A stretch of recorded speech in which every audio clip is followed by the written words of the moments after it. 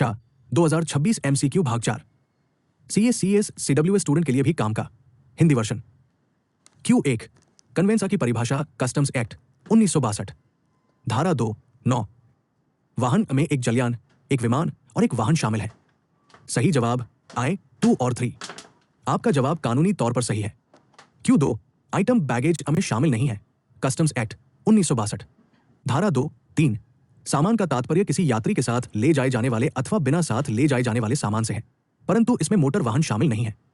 सही जवाब मोटर वाहन। कारण television, laptop, video camera, personal effects हो सकते हैं। मोटर वाहन विशेष रूप से बहिष्कृत है। आपका प्रयास टेलीविजन गलत। Q3 सामाजिक कल्याण अधिभार SWS किस पर लगाया जाता है? वित्त अधिनियम 2018 की धारा 110। SWS सिर्फ बेसिक कस्टम ड्यूटी BCD पर लगाया जाता है। IGST बटा एंटी डंपिंग ड्यूटी बटा सेस पर नहीं। सही जवाब केवल I। आपका जवाब 100% सही है। Q4 इंपोर्टेड सामान के वैल्यूएशन का आखिरी तरीका। मूल्यांकन नियम 2007 नियम 9 अवशिष्ट विधि।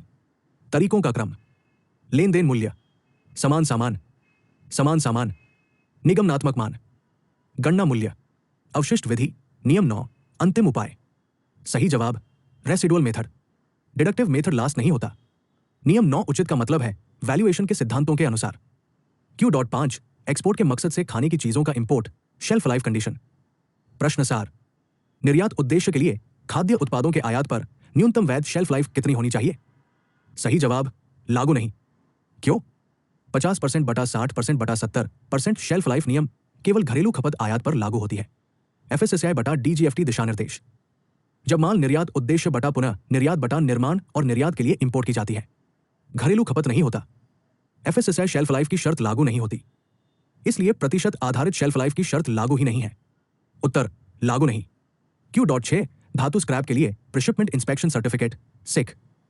प्रश्न सार मेटालिक स्क्रैप इंपोर्ट में सिक कौन जारी करता है? सही जवाब अधिकृत शिपमेंट पूर्व निरीक्षण एजेंसियां। कानूनी स्थिति DGFT बटा FTP नोटिफिकेशन के अनुसार स्क्रैप निर्यात करने वाले देश में DGFT अधिकृत PSI एजेंसियां द्वारा निरीक्षण किया जाता है। CBIC बटा DGFT विदेशी कार्यालयों में प्रमाण पत्र जारी नहीं करते। केवल CBIC सीमा शुल्क प्रशासन है, निरीक्षण एजेंसी नहीं। उत्तर अधिकृत प्रीशिपमेंट इंस्पेक्शन एजेंसियां। Q.7 वेयरहाउस से क्लियरेंस पर दे IGST हाई सी सेल बटा बॉन्ड सेल।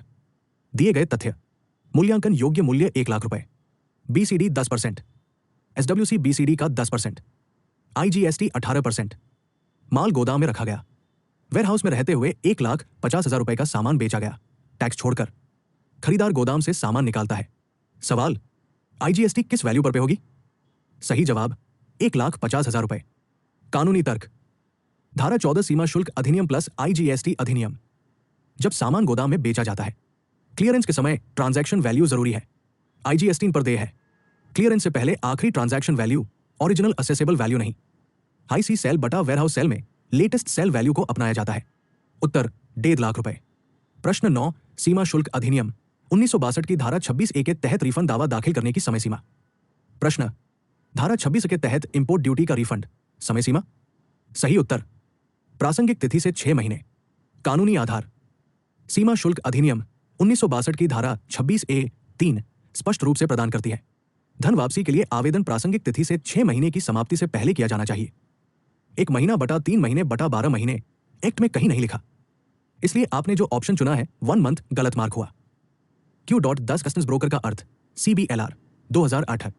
प्रश्न कस्टम ब्रोकर का मतलब है वो व्यक्ति जिसे निम्न से संबंधित बिजनेस के लेन देन के लिए एजेंट के रूप में काम करने का लाइसेंस मिला हो। I सामान का इंपोर्ट या एक्सपोर्ट। 2 गाड़ी का आना या जाना। 3 कस्टम स्टेशन पर ऑडिट से जुड़ा काम। सही उत्तर I 2 और 3।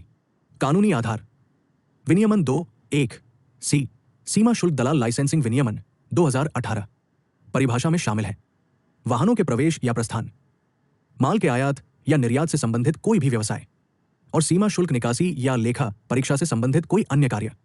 इसलिए ऑडिट से जुड़ा काम भी शामिल है। सिर्फ I और 2 गलत है। प्रश्न 11 सीमा शुल्क अधिनियम की धारा 104 के तहत गिरफ्तारी का आदेश देने के लिए सक्षम प्राधिकारी।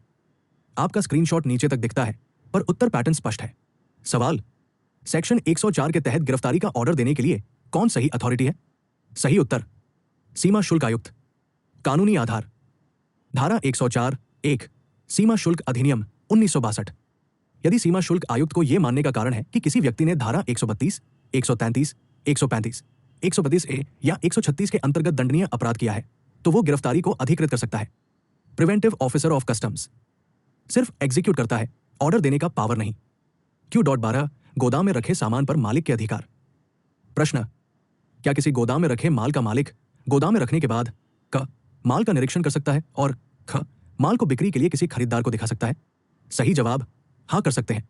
कानूनी प्रावधान, सीमा शुल्क अधिनियम 1962 की धारा 64, वेयरहाउस में रखे सामान का मालिक सही अधिकारी की इजाजत से माल का निरीक्षण करे, नमूने ले, बिक्री के लिए सामान दिखाए। खास बात, परमिशन प्रोसीजर है, रोक नहीं। इसलिए अधिकार मौजूद है, इसलिए सही ऑप्शन हाँ कर सकते हैं, न कि नहीं कर सकते। प्रश्न 13, अंतर्राष्ट्रीय ट्रांसशिपमेंट की समय सीमा। प्रश्न, कार्गो का अंतर्राष्ट्रीय ट्रांसशिपमेंट आयात करने वाले जहाज के एंट्री इनवर्ड के भीतर किया जाना चाहिए। सही जवाब 30 दिन। कानूनी आधार, सीमा शुल्क क्षेत्रों में कार्गो की हैंडलिंग विनियम HC कार के साथ धारा 54 पढ़े। ट्रांसशिपमेंट प्रक्रिया पर CBIC परिपत्र। ट्रांसशिपमेंट बॉन्ड बटा परमिशन एंट्री इनवर्ड से 30 दिनों तक वैलिड रहता है जब तक कि इसे बढ़ाया न जाए। 1 हफ्ता बटा 15 दिन, कोई कानूनी आधार नहीं। 60 दिन गलत। प्रश्न 14, TU का अर्थ। प्रश्न, कंटेनरों के संदर्भ में TU का मतलब क्या है? सही जवाब 20 फुट समतुल्य इकाई। स्पष्टीकरण, शिपिंग में एक स्टैंडर्ड मापन यूनिट है। एक TU एक 20 foot container, 40 foot container 2 TEUs। Trade export units गलत। ट्रेड इक्विवेलेंट यूनिट्स गलत। Q.15 HSS कमीशन पहले से सही। CIF वैल्यू का 2% सही मार्क किया गया है CBIC वैल्यूएशन सर्कुलर के अनुसार। प्रश्न 16, मंजूरी के बाद प्रवेश बिल में संशोधन। सवाल, कस्टम्स एक्ट 1962 के किस सेक्शन के तहत क्लियरेंस के समय मौजूद डॉक्यूमेंट्री सबूत के आधार पर क्लियरेंस के बाद बोई में बदलाव किया जा सकता है? सही उत्तर धारा 149। कानूनी कारण, धारा 149 दस्तावेजों में संशोधन। बिल ऑफ एंट्री में क्लियरेंस के बाद भी बदलाव की अनुमति है, बशर्ते क्लियरेंस के समय डॉक्यूमेंट्री सबूत पहले से मौजूद थे। कोई ताजा नया सबूत मंजूर नहीं है। दूसरे लोग गलत क्यों हैं? धारा 30 IGM का संशोधन। धारा 41 वाहन पर माल। धारा 147 एजेंट का दायित्व। परीक्षा टिप, बोई में संशोधन मंजूरी से पहले या बाद में। धारा 149। Q.18 आयातित खुदरा पैकेजों के लिए लेबलिंग की आवश्यकता। प्रश्न, भारत में इस तरह बेचे जाने वाले इंपोर्टेड रिटेल पैकेज पर लेबल पर जरूरी नहीं कि लिखा हो? सही उत्तर ब्रांड नाम। कानूनी आधार, लीगल मेट्रोलॉजी पैकेज कमोडिटीज नियमों के अनुसार जरूरी घोषणाओं में ये शामिल है। आयातक का नाम और पता, आयात का महीना और वर्ष, MRP, शुद्ध मात्रा। ब्रांड नाम जरूरी नहीं है। जेनेरिक सामान बिना ब्रांड के भी बेचा जा सकता है। इंपोर्ट का महीना गलत क्यों है? इंपोर्ट का महीना और साल जरूरी है। परीक्षा टिप, ब्रांड जरूरी, इंपोर्ट डिटेल्स जरूरी। प्रश्न 19, सेकेंड हैंड वस्तुओं का आयात पूंजीगत वस्तुओं के अलावा। प्रश्न, विदेश व्यापार नीति 2015 से 20 के अनुसार पूंजीगत वस्तुओं के अलावा सेकेंड हैंड वस्तुओं का आयात कितना है? सही जवाब, सिर्फ मंजूरी पर ही पाबंदी और इंपोर्ट किया जा सकता है। FTP position, second hand capital goods आमतौर पर आसानी से इंपोर्ट किया जा सकने वाला। दूसरे सेकेंड हैंड सामान प्रतिबंधित। DGFT प्राधिकरण की आवश्यकता है। फ्रीली इंपोर्टेबल गलत क्यों है? FTP साफ तौर पर नॉन कैपिटल सेकेंड हैंड सामान पर रोक लगाता है। परीक्षा tip, second hand plus non capital restricted. प्रश्न 20, मार्पोल प्रोटोकॉल किससे संबंधित है? सही जवाब, जहाजों का अपशिष्ट तेल। क्यों? मार्पोल जहाजों से प्रदूषण की रोकथाम के लिए अंतर्राष्ट्रीय सम्मेलन। यह मुख्य रूप से जहाजों से होने वाले समुद्री प्रदूषण से संबंधित है। तेल प्रदूषण, अनुलग्नक आय, हानिकारक तरल पदार्थ, हानिकारक पदार्थ, सीवेज, कचरा, वायु प्रदूषण आदि। जहाजों से निकलने वाला वेस्ट ऑयल बटा ऑयली अवशेष सीधे मार्पोल के तहत आते हैं। Imported scrap, wild life, nuclear material MARPOL के तहत कवर नहीं होते हैं। Exam tip, MARPOL ships plus pollution, खासकर ऑल। Q.21 अगर इंपोर्टेड सामान भारत में इस्तेमाल होता है और 18 महीने बाद एक्सपोर्ट किया जाता है तो ड्रॉबैक का परसेंटेज क्या होगा? सही जवाब 0। कानूनी आधार, इंपोर्टेड सामान के री एक्सपोर्ट पर ड्रॉबैक इन चीजों से तय होता है। सीमा शुल्क अधिनियम 1962 की धारा 74। समय सीमा, 6 महीने के अंदर एक्सपोर्ट 98%, 12 महीनों के अंदर एक्सपोर्ट कम %। अनुमत अवधि से ज्यादा कोई नुकसान नहीं। जब सामान भारत में प्रयुक्त और 18 महीने बाद निर्यात किया गया, ड्रॉबैक 0 हो जाता है। 98%, 75%, 51% सिर्फ तय समय सीमा के अंदर लागू। प्रश्न 22 साइन का तात्पर्य है। सही जवाब मानक इनपुट आउटपुट मानदंड। आपका जवाब सही है, इसमें कोई दिक्कत नहीं है। इस्तेमाल किया गया अग्रिम प्राधिकरण, निर्यात आयात नीति, एक्सपोर्ट प्रोडक्ट्स के लिए इनपुट नॉर्म्स तय करना। प्रश्न 23 सीबीआईसी द्वारा निर्धारित टैरिफ मूल्य बनाम लेन देन मूल्य। प्रश्न का सार, सीबीआईसी निश्चित टैरिफ मूल्य यूएसडी 3 596 मेट्रिक टन, वास्तविक फॉब आयात मूल्य यूएसडी 3 800 मेट्रिक टन। किस वैल्यू का आकलन करें? सही जवाब 3596 अमेरिकी डॉलर। कानूनी आधार धारा 14(2) सीमा शुल्क अधिनियम 1962। जब टैरिफ वैल्यू बताई जाती है तो ये ट्रांजैक्शन वैल्यू को ओवरराइड कर देती है, इसलिए भले ही असल कीमत ज्यादा यूएसडी 3800 हो, सीबीआईसी द्वारा तय टैरिफ वैल्यू पर होना चाहिए। यूएसडी 3800 या स्प्रेड जोड़ना टैरिफ वैल्यू मौजूद होने पर अनुमति नहीं है। Q.25 ईपीसीजी स्कीम का फायदा कौन उठा सकता है? कथन, आय निर्माता निर्यातक 2, व्यापारी निर्यातक 3, सेवा प्रदाता। सही उत्तर आय 2 और 3। स्पष्टीकरण, EPCG export promotion capital goods scheme foreign trade policy के चैप्टर 5 में कवर किया गया है। इस स्कीम का फायदा सिर्फ मैन्युफैक्चरर एक्सपोर्टर्स तक लिमिटेड नहीं है, योग्य व्यक्तियों में शामिल है। निर्माता निर्यातक जो खुद निर्माण करके निर्यात करते हैं, मर्चेंट एक्सपोर्टर्स जो किसी मैन्युफैक्चरर के जरिए एक्सपोर्ट करते हैं, सर्विस प्रोवाइडर जैसे होटल, हॉस्पिटल, आईटीईएस, लॉजिस्टिक्स वगैरह फॉरेन एक्सचेंज अर्निंग के बेसिस पर। एफटीपी 2015-20/एफटीपी 2023 दोनों में सर्विस प्रोवाइडर्स को ईपीसीजी का बेनिफिट दिया गया है, इसलिए ओनली आई गलत था। Q.26 bill of lading 1। सही जवाब वाहक द्वारा प्रेषक को दी गई रसीद। स्पष्टीकरण, बिल ऑफ लैडिंग बीएल के 3 कानूनी काम होते हैं। माल की रसीद, कैरियर एक्नॉलेज करता है कि माल मिल गया। Document of title, ownership transfer हो सकता है। कॉन्ट्रैक्ट ऑफ कैरेज शिपर और कैरियर के बीच एग्रीमेंट। लदान बिल, पोर्ट अथॉरिटी नहीं देता, कस्टम ऑफिसर नहीं देता, पोर्ट ऑफ डिस्चार्ज अथॉरिटी नहीं देता। शिपिंग लाइन बटा कैरियर देता है कंसाइनर एक्सपोर्टर को, इसलिए आपका चुना हुआ ऑप्शन गलत हो गया। प्रश्न 27 निम्नलिखित में से कौन सीमा शुल्क अधिनियम 1962 के तहत न्यायाधिकरण नहीं है? सही जवाब सीमा शुल्क आयुक्त, अपील। स्पष्टीकरण, सीमा शुल्क अधिनियम 1962 के तहत न्यायाधिकरण मूल प्राधिकरण, सहायक सीमा शुल्क आयुक्त, सीमा शुल्क उपायुक्त, सीमा शुल्क आयुक्त, अपीलीय प्राधिकरण न्यायिक नहीं, सीमा शुल्क आयुक्त, अपील, कमिश्नर अपील का काम के खिलाफ ऑर्डर सुनना। वो ओरिजिनल एडजुडिकेशन नहीं करता, इसलिए कमिश्नर ऑफ कस्टम्स को नॉट एडजुडिकेटिंग बताना गलत था। प्रश्न 28 बिना सीट वाली साइकिल को किस श्रेणी में रखा जाएगा? सही जवाब साइकिल। कानूनी तर्क, HSN बटा कस्टम्स टैरिफ। सेक्शन 17 चैप्टर 87 के अनुसार साइकिलों को हेडिंग 8712 के तहत क्लासिफाई किया गया है। साइकिल का जरूरी हिस्सा नहीं है। व्याख्या का सामान्य नियम GRI 2A, एक अधूरा या अधूरा आर्टिकल जिसमें पूरे आर्टिकल का जरूरी गुण हो उसे पूरा आर्टिकल माना जाता है। बिना सीट वाली साइकिल में भी ये गुण होते हैं। चौकटा, पहियों, संभालना, पेडल तंत्र, इसलिए इसमें साइकिल की जरूरी खासियत बनी रहती है। साइकिल का हिस्सा अधूरा होना गलत है। जब कोई खास हेडिंग मौजूद हो तो बची हुई हेडिंग लागू नहीं होती। सही साइकिल। प्रश्न 29 ATA कार्नेट के तहत माल की आवाजाही की गारंटी देने के लिए अधिकृत एजेंसी। सही जवाब federation of Indian chambers of commerce and industry, fixie. कानूनी आधार भारत में लागू अता कार्नेट स्कीम के अनुसार फिक्की राष्ट्रीय गारंटी और जारी करने वाला संघ है।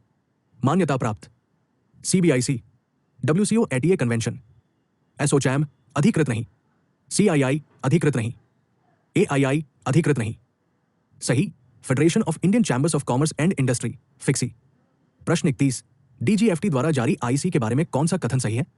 सही जवाब पैन ही अब IEC है। कानूनी स्थिति DGFT ट्रेड नोटिस संख्या 01202021 देखें।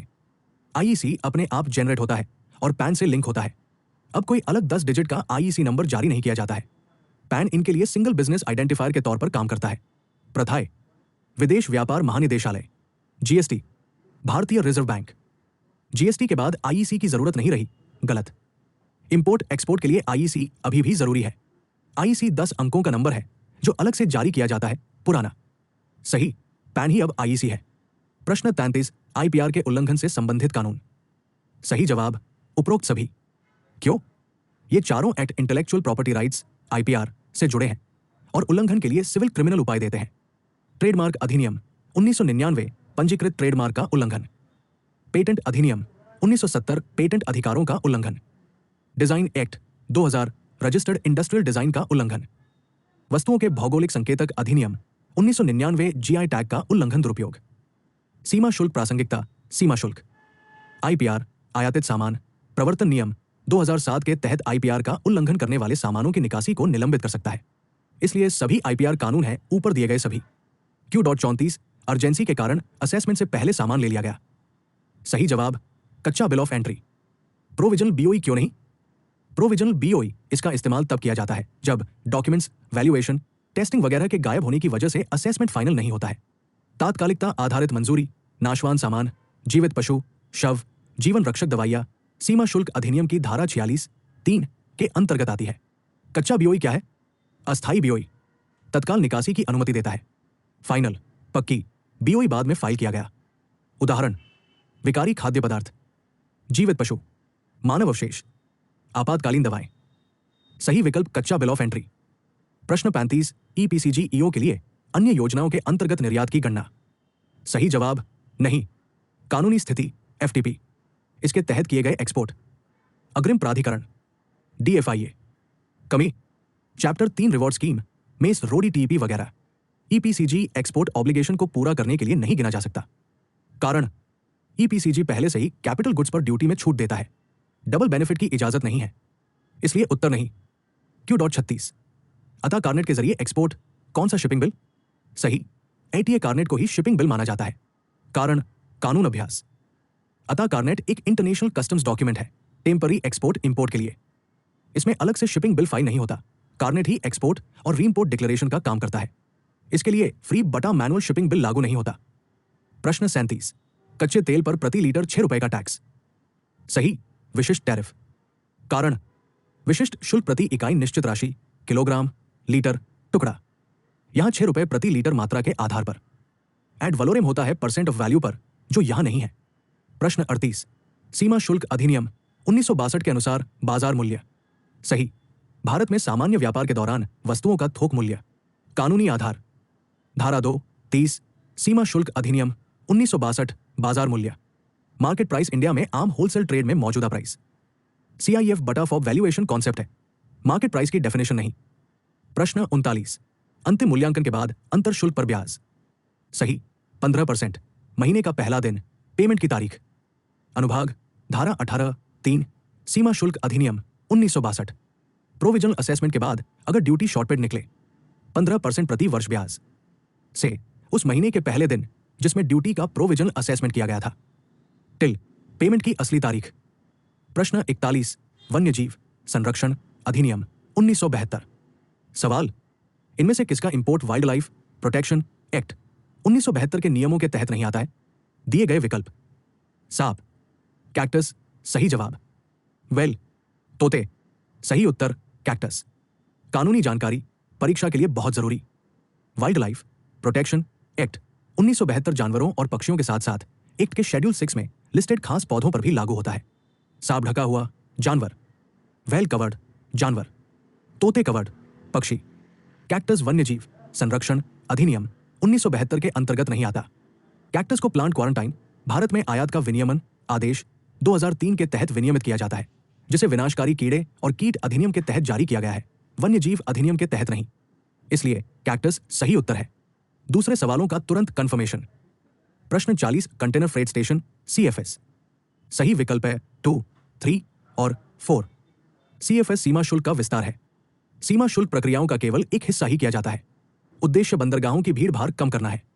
Q.42 व्यापक आगमन घोषणा पत्र संशोधन।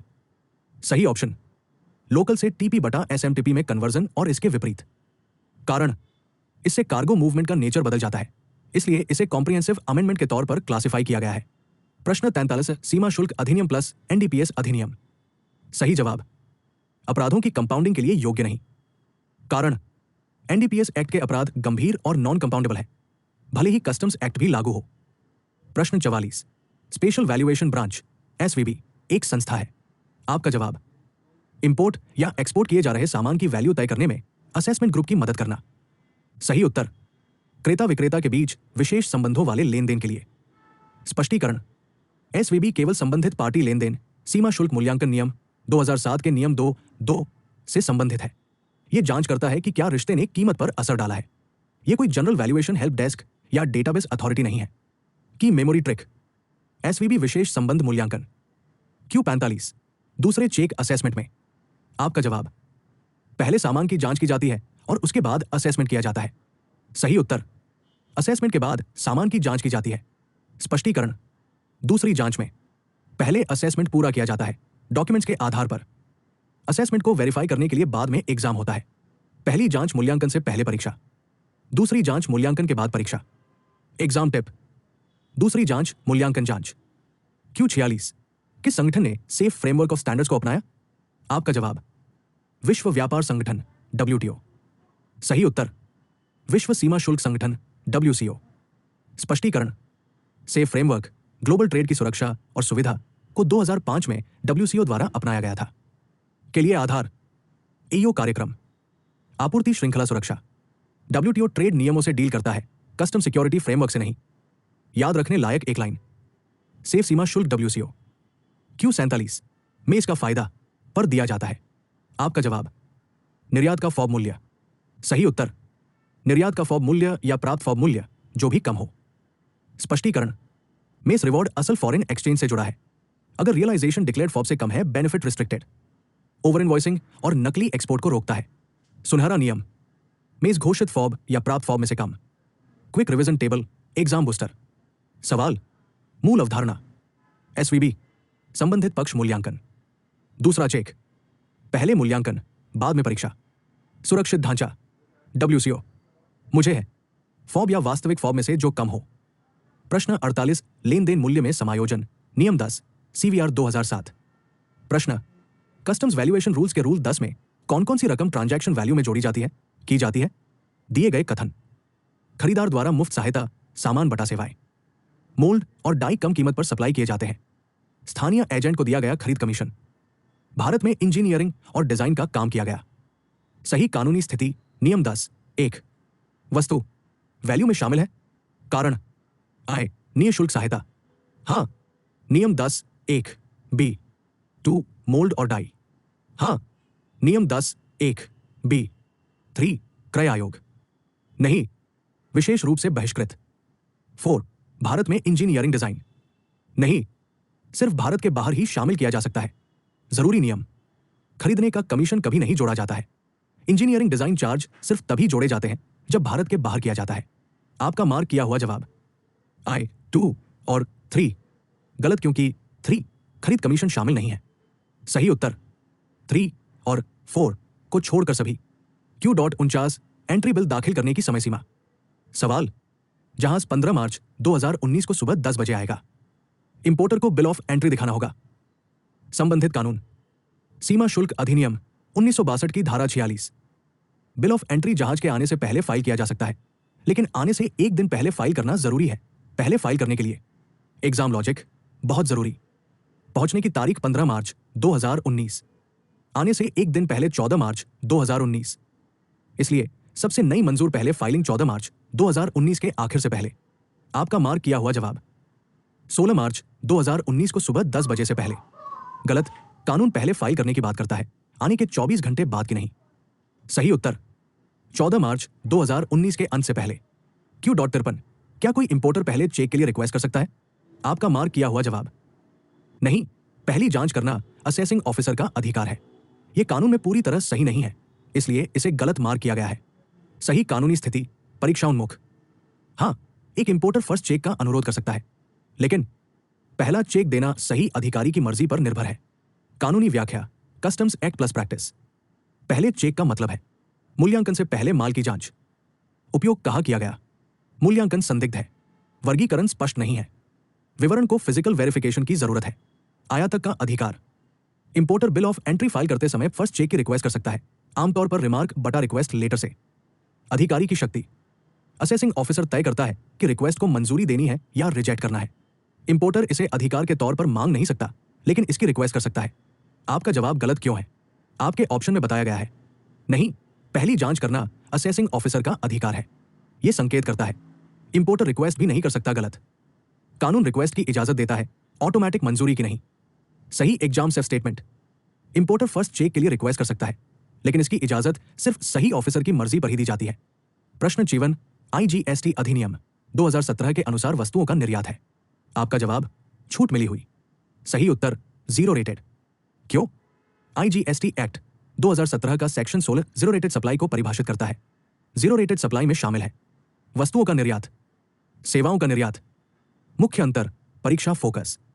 0 रेटेड मुक्त करें। ITC की अनुमति। ITC की अनुमति नहीं है। रिफंड उपलब्ध है। कोई धन वापसी नहीं। 0% पर कर योग्य आपूर्ति।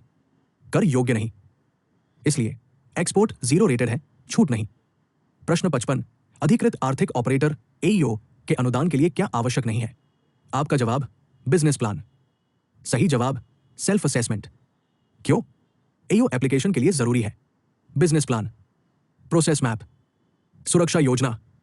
सेल्फ असेसमेंट कस्टम अधिकारियों द्वारा किया जाता है, आवेदक द्वारा डॉक्यूमेंट के रूप में जमा नहीं किया जाता है। CBIC AEO प्रोग्राम की गाइडलाइंस के अनुसार सेल्फ असेसमेंट कस्टम्स का अंदरूनी मामला है, इसलिए सेल्फ असेसमेंट जमा करना जरूरी नहीं है। Q.56 मेस लाभ के लिए शिपिंग बिल की कौन सी कॉपी DGFT में जमा की जाती है? आपका जवाब शिपिंग बिल के बजाय EGM कॉपी। सही जवाब शिपिंग बिल इलेक्ट्रॉनिक तरीके से कस्टम से DGFT को भेजा जाता है। क्यों? के तहत FTP 2015 से 20 DGFT को शिपिंग बिल डेटा इलेक्ट्रॉनिक रूप से मिलता है। एक्सपोर्टर फिजिकल कॉपी अपलोड नहीं करता है। डेटा प्रवाह आइसगेट, कस्टम्स, DGFT पोर्टल, इसलिए शिपिंग बिल को मैन्युअल रूप से जमा करने की जरूरत नहीं है। प्रश्न 57 गैस सिलेंडर नियम 2004 के तहत सिलेंडरों वाल्वों के आयात के लिए से अनुमोदन की आवश्यकता होती है। आपका जवाब क्षेत्राधिकार principal chief commissioner of customs. सही उत्तर विस्फोटकों का मुख्य नियंत्रक। क्यों? गैस सिलेंडर नियम 2004 अनुसूची I के अनुसार सुरक्षा मंजूरी के लिए जिम्मेदार अथॉरिटी मुख्य विस्फोटक नियंत्रक CCE। कस्टम सिर्फ क्लियरेंस लागू करता है, अप्रूवल अथॉरिटी CCE है, इसलिए एक्सप्लोसिव्स के चीफ कंट्रोलर से अप्रूवल लेना जरूरी है। प्रश्न 59 अगर किसी गाड़ी में कोई स्मगलिंग का सामान छिपा हुआ है? सही उत्तर सामान और गाड़ी दोनों जब्त किए जा सकते हैं। कानूनी आधार धारा 115(2) सीमा शुल्क अधिनियम 1962। सामान की स्मगलिंग में ट्रांसपोर्ट के तौर पर इस्तेमाल होने वाला कोई भी वाहन जब्त किया जा सकता है। स्पष्टीकरण अगर तस्करी का सामान किसी गाड़ी में छिपाया गया है तो तस्करी का सामान जब्त किया जा सकता है, धारा 111। गाड़ी जब्त भी की जा सकती है, धारा 115। अपवाद अगर मालिक ये साबित कर देता है कि उसे कोई जानकारी या मिलीभगत नहीं है तो रिडेम्पशन की अनुमति दी जा सकती है। आपका जवाब गलत क्यों है? यह कहना कि केवल माल ही जब्त किया जा सकता है धारा 115 की अनदेखी करता है, जो स्पष्ट रूप से परिवहन को कवर करता है। प्रश्न 60 कस्टम्स एक्ट 1962 के तहत डिपार्टमेंट द्वारा रिफंड के देर से पेमेंट के लिए मौजूदा इंटरेस्ट रेट। सही उत्तर 6% प्रतिवर्ष। कानूनी आधार धारा 27A सीमा शुल्क अधिनियम 1962। CBIC द्वारा जारी अधिसूचना के साथ पढ़े। स्पष्टीकरण अगर अप्लाई करने की तारीख से 3 महीने के अंदर रिफंड नहीं दिया जाता है, देय ब्याज 6% प्रतिवर्ष। पहले की दरें 9%, 12%, 18% ऐतिहासिक रूप से मौजूद थी, लेकिन वर्तमान लागू दर 6% है। आपका जवाब गलत क्यों है? में देरी से रिफंड CGST एक्ट का सेक्शन 56 पर 18% लागू होता है, कस्टम्स पर नहीं। प्रश्न 61 कस्टम्स एक्ट 1962 के तहत कोई व्यक्ति सेटलमेंट कमीशन में कब अप्लाई कर सकता है? सही उत्तर कारण बताओ नोटिस के निर्णय से पहले। कानूनी आधार धारा 127B सीमा शुल्क अधिनियम 1962। स्पष्टीकरण सेटलमेंट एप्लीकेशन इस तरह किया जा सकता है SCN जारी होने के बाद, न्याय निर्णय पूरा होने से पहले। एक बार एडजुडिकेशन ऑर्डर पास हो जाने के बाद सेटलमेंट कमीशन का कोई अधिकार क्षेत्र नहीं होगा। आपका जवाब गलत क्यों है? SCN जारी होने से पहले गलत है। सेटलमेंट कमीशन के पास जाने से पहले SCN जरूरी है। Q62 पीतल स्क्रैप के इंपोर्ट के मामले में ड्यूटी किस वैल्यू पर देनी होगी? आपका जवाब FOB। सही उत्तर टैरिफ वैल्यू।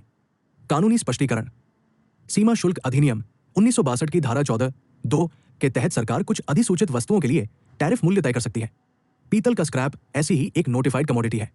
जब टैरिफ वैल्यू बताई जाती है तो ड्यूटी फॉर बटा साइफ बटा CF पर कैलकुलेट नहीं की जाती, बल्कि जरूरी तौर पर टैरिफ वैल्यू पर कैलकुलेट की जाती है, चाहे ट्रांजैक्शन वैल्यू कुछ भी हो। मुख्य नियम एक बार नोटिफाई होने पर टैरिफ वैल्यू ट्रांजैक्शन वैल्यू को ओवरराइड कर देती है। पीतल स्क्रैप के लिए एग्जाम टेकवे हमेशा टैरिफ वैल्यू चुने। Q65 इनमें से कौन सा सही है? मेज बेनिफिट। आपका जवाब मेज का फायदा सेस को सप्लाई के लिए मिलता है। सही उत्तर इनमें से कोई नहीं। आपका ऑप्शन गलत क्यों है? मेज merchandise export from India scheme सिर्फ भारत से बाहर फिजिकल एक्सपोर्ट के लिए उपलब्ध है। एफटीपी के तहत सेस को सप्लाई को डीम्ड एक्सपोर्ट माना जाता है, फिजिकल एक्सपोर्ट नहीं। मेज को कभी भी इन चीजों के लिए इजाजत नहीं दी गई। एस जेड को आपूर्ति, एस जेड से निर्यात, माना निर्यात, इसलिए सेस को सप्लाई के लिए मेज गलत, सेस से एक्सपोर्ट के लिए मेज गलत, डीम्ड एक्सपोर्ट के लिए मेज गलत। आता इनमें से कोई नहीं सही है। परीक्षा याद रखने की टिप, मेज भारत के बाहर केवल भौतिक निर्यात। प्रश्न 66 आयुक्त अपील के आदेश के विरुद्ध पुनरीक्षण आवेदन जिसमें वापसी शामिल है। आपका जवाब सेस्टैट। सही उत्तर केंद्र सरकार। क्यों? कस्टम्स एक्ट 1962 के सेक्शन 129 डीडी में यह प्रोविजन है कि ड्रॉबैक से जुड़े कमिश्नर अपील के ऑर्डर के खिलाफ सेंट्रल गवर्नमेंट के पास रिवीजन एप्लीकेशन किया जा सकता है। सेस्टैट के पास ड्रॉबैक रिवीजन मामलों पर अधिकार क्षेत्र नहीं है। याद रखने योग्य मुख्य नियम, ड्रॉबैक मामले रिवीजन सेंट्रल गवर्नमेंट, सेस्टैट नहीं। प्रश्न 67 सीमा शुल्क और केंद्रीय उत्पाद शुल्क वापसी नियम 2017 के तहत निर्यात का अर्थ। आपका उत्तर केवल I और II। सही उत्तर I, II और III। कानूनी आधार ड्रॉबैक नियम 2017 का नियम 2C निर्यात में शामिल है। एक भारत से माल को भारत के बाहर किसी स्थान पर ले जाना। 2 DTA से एसजेड को आपूर्ति। 3 विदेश जाने वाले जहाज या हवाई जहाज पर सामान स्टोर के तौर पर ले जाया गया सामान। आपका जवाब गलत क्यों था? आप खंड 3 को भूल गए जो स्पष्ट रूप से परिभाषा में शामिल है। परीक्षा टिप, विदेश जाने वाले जहाज हवाई जहाज को सप्लाई किया गया सामान एक्सपोर्ट।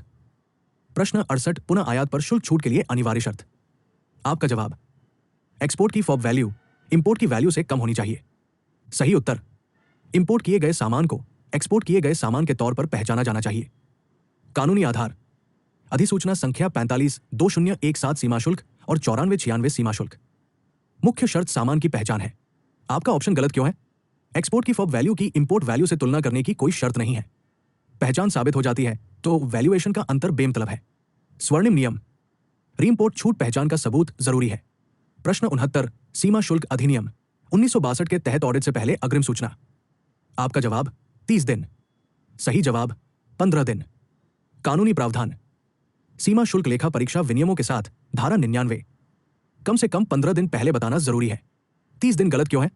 किसी भी प्रोविजन में 30 दिन का समय तय नहीं है। विधान में स्पष्ट रूप से उल्लेख किया गया है कि 15 दिन से कम नहीं। प्रश्न 71 वस्तुवार निर्यात नीति किसके अंतर्गत दी गई है? आपका चयनित उत्तर सीमा शुल्क कानून मैनुअल। सही उत्तर ITC HS। ITC HS क्यों सही है? आइटम के हिसाब से एक्सपोर्ट इंपोर्ट पॉलिसी फ्री बटा रिस्ट्रिक्टेड बटा प्रोहिबिटेड बटा STE कोड के हिसाब से नोटिफाई की जाती है। यह क्लासिफिकेशन फॉरेन ट्रेड पॉलिसी के तहत DGFT द्वारा ITC HS में पब्लिश किया गया है। दूसरे ऑप्शन गलत क्यों है? Customs law manual customs act नियम सर्कुलर का कलेक्शन पॉलिसी नहीं। Handbook of procedure HBP FTP लागू करने के प्रोसीजर आइटम वाइज पॉलिसी नहीं। कस्टम्स टैरिफ कस्टम्स के लिए ड्यूटी की दर और क्लासिफिकेशन एक्सपोर्ट पॉलिसी नहीं। परीक्षा टिप पॉलिसी ITC HS प्रक्रिया HBP। प्रश्न 72 कस्टम स्टेशन की परिभाषा इसमें क्या क्या शामिल है? सीमा शुल्क अधिनियम 1962 की धारा 2(13) के अनुसार दिए गए कथन। I भूमि सीमा शुल्क स्टेशन। 2 विदेशी डाकघर। 3 सीमा शुल्क बंधित भंडारण गृह। आपका चयनित उत्तर केवल मैं। सही उत्तर I और II कानूनी स्पष्टीकरण धारा 2(13 सीमा शुल्क स्टेशन का अर्थ है कोई भी सीमा शुल्क बंदरगाह, सीमा शुल्क हवाई अड्डा, भूमि सीमा शुल्क स्टेशन या विदेशी डाकघर। लैंड कस्टम स्टेशन शामिल, फॉरेन पोस्ट ऑफिस शामिल। कस्टम्स बॉन्डेड स्टोरेज हाउस शामिल नहीं। बॉन्डेड वेयरहाउस को क्यों बाहर रखा गया है? बॉन्डेड वेयरहाउस को धारा 2(43) के तहत अलग से परिभाषित किया गया है। यह कोई कस्टम स्टेशन नहीं है, सिर्फ एक लाइसेंस स्टोरेज जगह है। परीक्षा के लिए memory trick, custom station port plus airport plus LCS plus FPO warehouse custom station. प्रश्न 74 सीमा शुल्क ब्रोकर लाइसेंस का हस्तांतरण बटा बिक्री। प्रश्न कस्टम्स ब्रोकर लाइसेंसिंग रेगुलेशन 2018 के अनुसार किसी व्यक्ति को दिया गया लाइसेंस I किसी दूसरे व्यक्ति को बेचा जा सकता है। 2 किसी दूसरे व्यक्ति को ट्रांसफर किया जा सकता है। सही जवाब इनमें से कोई नहीं। कानूनी कारण विनियमन 7(2) CBLR 2018 स्पष्ट रूप से प्रदान करता है कि कस्टम्स ब्रोकर लाइसेंस पर्सनल होता है। इसे बेचा नहीं जा सकता, इसे स्थानांतरित नहीं किया जा सकता। लाइसेंस किसी व्यक्ति कंपनी की क्वालिफिकेशन, एग्जाम और कैरेक्टर के आधार पर जारी किया जाता है। Exam tip custom broker licence non transferable और नॉन सेलेबल। प्रश्न 75 ट्रांसशिपमेंट लागत और मूल्यांकन योग्य मूल्य। सवाल, इनमें से कौन सी ट्रांसशिपमेंट कॉस्ट इंपोर्टेड सामान की असेसेबल वैल्यू में जोड़ी जानी चाहिए? इसमें शामिल ऑप्शन: भारतीय बंदरगाहों से आईसीडी तक, भारतीय बंदरगाह से भारतीय बंदरगाह, भारतीय बंदरगाह से सीएफएस। सही जवाब कोई भी विकल्प नहीं। कानूनी कारण: सीमा शुल्क अधिनियम की धारा 14 प्लस मूल्यांकन नियम। असेसेबल वैल्यू में इंपोर्ट की जगह तक का खर्च शामिल है। एक बार जब सामान पहले भारतीय पोर्ट पर पहुंच जाता है तो आगे की movement, port ICD, port CFS, port एक और भारतीय पोर्ट, आयात के बाद की लागत। इसलिए ये लागतें आकलन योग्य मूल्य में शामिल नहीं है। एग्जाम टिप: पहले इंडियन पोर्ट के बाद का खर्च शामिल नहीं है। प्रश्न 76, सीमा शुल्क ब्रोकर के दायित्व, सीबीएलआर 2018। प्रश्न, सीबीएलआर 2018 के अनुसार एक कस्टम ब्रोकर की यह जिम्मेदारी है: आए, क्लाइंट से ऑथराइजेशन ले। 2, क्लाइंट की पहचान सही है या नहीं, ये वेरीफाई करे। 3, बताए गए पते पर क्लाइंट काम कर रहा है या नहीं, ये वेरीफाई करें। सही जवाब सभी आए 2 और 3। कानूनी कारण: सीबीएलआर 2018 के विनियमन 10 ए, बी और एन के तहत एक सीमा शुल्क दलाल को अवश्य ही सही ऑथराइजेशन ले, पहचान और आईसी जीएसटी डिटेल्स वेरीफाई करें, बताए गए पते पर मौजूद होने और काम करने की पुष्टि करें, केवाईसी। आपके चुने हुए जवाब सिर्फ आई और 2 में जरूरी शर्तें 3 छूट गई है। एग्जाम टिप बहुत जरूरी: CB KYC authorisation plus identity plus physical अस्तित्व। Q.77 land custom station LCS पर डिलीवर किए जाने वाले डॉक्यूमेंट। सवाल, लैंड कस्टम स्टेशन LCS से सामान एक्सपोर्ट करने वाली गाड़ी के इंचार्ज को कौन सा डॉक्यूमेंट देना होगा? सही जवाब रिपोर्ट निर्यात करें। कानूनी स्पष्टीकरण: कस्टम्स एक्ट 1962 का सेक्शन 41 लैंड कस्टम स्टेशन के जरिए एक्सपोर्ट पर लागू होता है। इसमें यह जरूरी है कि गाड़ी का इंचार्ज सही अधिकारी को एक्सपोर्ट रिपोर्ट देगा। ईजीएम गलत क्यों है? Export general manifest EGM section 41 के साथ सेक्शन 30 के तहत जरूरी है, लेकिन ईजीएम मुख्य रूप से समुद्री हवाई एक्सपोर्ट के लिए जरूरी है। लैंड रूट एक्सपोर्ट के लिए एक्ट में खास तौर पर एक्सपोर्ट रिपोर्ट शब्द का इस्तेमाल किया गया है, ईजीएम का नहीं। परीक्षा टिप: समुद्र वायु EGM, land custom station export report. प्रश्न 80, आयात की नहरबद्ध वस्तुओं का अर्थ। प्रश्न, इंपोर्ट की कैनालाइज वस्तुओं से आपका क्या मतलब है? सही जवाब वे आइटम जिन्हें खास एजेंसी के जरिए इंपोर्ट किया जा सकता है। कानूनी स्पष्टीकरण: कैनालाइज्ड आइटम वे सामान है जिनका इंपोर्ट सिर्फ तय एजेंसियों जैसे एसटीसी, एमएमटीसी वगैरह तक ही सीमित है। इंपोर्टर इन सामानों को सीधे आजादी से इंपोर्ट नहीं कर सकते। केवल नहर के माध्यम से गलत क्यों है? शब्द कोई कानूनी अवधारणा नहीं है। मुख्य कानूनी विशेषता निर्दिष्ट एजेंसी है, मार्ग नहीं। नहरीकृत आयात के उदाहरण: गोल्ड नामित एजेंसियों के माध्यम से, कुछ पेट्रोलियम उत्पाद, कुछ उर्वरक। परीक्षा टिप: नहरीकृत निर्दिष्ट एजेंसी, प्रतिबंधित निषिद्ध। इंडिविजुअल इंपोर्ट की इजाजत सिर्फ नोटिफाइड एजेंसी के जरिए ही है। Q81 स्विफ्ट के अनुसार बिल ऑफ एंट्री को एफएसएसआई अधिकारियों को कौन भेजता है? आपका जवाब शेड ऑफिसर मैन्युअली रेफर करता है। सही जवाब सिस्टम अपने आप एफएसएसआई को रेफर करता है। स्पष्टीकरण: स्विफ्ट मैकेनिज्म। स्विफ्ट व्यापार को सुविधाजनक बनाने के लिए एकल खिड़की इंटरफेस के तहत importer bill of entry file करता है। आइसगेट सिस्टम बीओई को एफएसएसआई जैसी पार्टिसिपेटिंग गवर्नमेंट एजेंसी पीजीए तक ऑटो रूट करता है, कोई मैनुअल रेफर नहीं। शेड अधिकारी, आयातक, कस्टम ब्रोकर। परीक्षा के लिए कीवर्ड: स्वचालित प्रणाली आधारित रेफरल। Q83 इनमें से कौन सी पूरी तरह से कन्वर्टेबल करेंसी नहीं है? आपका जवाब यूएस डॉलर। सही जवाब भारतीय रुपया। स्पष्टीकरण: पूरी तरह से बदलने वाली करेंसी। अमेरिकी डॉलर, सऊदी रियाल। एडी भारतीय रुपया, पूंजी खाते पर पूरी तरह से परिवर्तनीय नहीं। आरबीआई केवल आंशिक परिवर्तनीयता की अनुमति देता है। Exam rule: INR current account convertible, capital account restricted. Q84 निम्नलिखित में से कौन सी वस्तु निर्यात शुल्क आकर्षित नहीं करती है? आपका जवाब बॉक्साइट। सही जवाब संगमरमर के ब्लॉक। स्पष्टीकरण: एक्सपोर्ट ड्यूटी इन पर लागू होती है। बॉक्साइट, लॉ अयस्क, कच्चा ऊन, संगमरमर के ब्लॉक, कोई निर्यात शुल्क नहीं। प्रोत्साहित निर्यात वस्तु। Exam tip: natural stone, block slab पर आमतौर पर एक्सपोर्ट ड्यूटी नहीं लगती है। Q86 सीमा शुल्क का आस्थगित भुगतान। सवाल: कस्टम ड्यूटी के डेफर्ड पेमेंट की सुविधा अभी किस कैटेगरी के इंपोर्टर्स को दी गई है? आपका जवाब एसईपी। सही जवाब AOT 2 और T3। कानूनी स्पष्टीकरण: सीमा शुल्क का आस्थगित भुगतान सीमा शुल्क अधिनियम 1962 की धारा 47(2) द्वारा नियंत्रित होता है, जिसे CBIC अधिसूचनाओं परिपत्रों के साथ पढ़ा जाता है। शुरुआत में यह सीमित था, लेकिन अभी सिर्फ हायर टियर एईओज को ही इसकी अनुमति है। योग्य आयातक एईओटी 2, एईओटी 3। दूसरे लोग गलत क्यों हैं? एसीपी एक्रेडिटेड क्लाइंट प्रोग्राम बंद हो गया। जनरल एईओ T1 एलिजिबल नहीं। डीपीडी कार्गो मूवमेंट सुविधा, ड्यूटी टालना नहीं। परीक्षा कीवर्ड स्थगित शुल्क केवल एईओटी 2 T3। Q88 चुराए गए माल पर शुल्क देता। प्रश्न चोरी हुए सामान के मामले में कस्टोडियन को ड्यूटी तभी देनी होगी जब कोई सामान चोरी हुआ हो। आपका जवाब इसे उतारने के बाद। सही जवाब इसे उतारने के बाद, लेकिन गोदाम या घर में इस्तेमाल के लिए जमा करने के लिए सही अधिकारी के क्लियरेंस के ऑर्डर से पहले। कानूनी प्रावधान सीमा शुल्क अधिनियम 1962 की धारा 13 और धारा 45। सही कानूनी स्थिति अगर सामान उतारने के बाद लेकिन क्लियरेंस ऑर्डर से पहले चोरी हो जाए, कस्टोडियन ड्यूटी देने के लिए जिम्मेदार है। अगर अनलोडिंग से पहले चोरी होती है, कोई ड्यूटी नहीं। अगर क्लियरेंस ऑर्डर के बाद चोरी होती है, इंपोर्टर जिम्मेदार होगा। आपका ऑप्शन अधूरा क्यों है? अनलोड करने के बाद शब्द अपने आप में बहुत बड़ा है। कानून खास तौर पर इस समय को सीमित करता है। अनलोडिंग के बाद और क्लियरेंस ऑर्डर से पहले। एग्जाम ट्रैप हमेशा 3 स्टेज याद रखें। अनलोडिंग से पहले, अनलोडिंग के बाद लेकिन क्लियरेंस से पहले, क्लियरेंस के बाद। प्रश्न 89 निम्नलिखित में से कौन सी शुल्क माफी योजना है? आपका जवाब DFIA स्कीम। सही जवाब ड्यूटी ड्रॉबैक स्कीम। स्पष्टीकरण अवधारणा स्पष्टता। ड्यूटी रिमिशन स्कीम का मतलब है पहले से चुकाई गई ड्यूटी का रिफंड। शुल्क वापसी एक्सपोर्टर पहले कस्टम एक्साइज GST ड्यूटी देता है, फिर एक्सपोर्ट के बाद रिफंड ड्रॉबैक मिलता है, इसलिए यह एक छूट योजना है। DFIA बटा अग्रिम प्राधिकरण। इंपोर्ट के समय ड्यूटी बिल्कुल भी नहीं दी जाती है। यह ड्यूटी में छूट की स्कीम है, छूट नहीं। परीक्षा के लिए सुनहरा नियम पहले पेमेंट किया बाद में रिफंड किया छूट। बिल्कुल भी भुगतान नहीं किया गया छूट।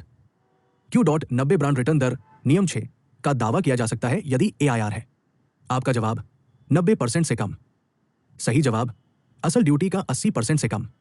स्पष्टीकरण ड्रॉबैक रूल्स के रूल 6 के अनुसार ब्रांड रेट का दावा तभी किया जा सकता है जब ऑल इंडस्ट्री रेट AIR असल ड्यूटी इंसिडेंस का 80% हो। कानून में तय सीमा 80%। क्यों? क्योंकि AIR बहुत कम हो जाता है और असल में चुकाई गई ड्यूटी को नहीं दिखाता है। मेमोरी ट्रिक ब्रांड रेट 80 से नीचे ब्रांड रेट। प्रश्न 91 परियोजना आयात विनियमन 1986 के अंतर्गत अनुबंध पंजीकरण। आपका जवाब इंस्टॉल्ड कैपेसिटी को काफी हद तक बढ़ाएं।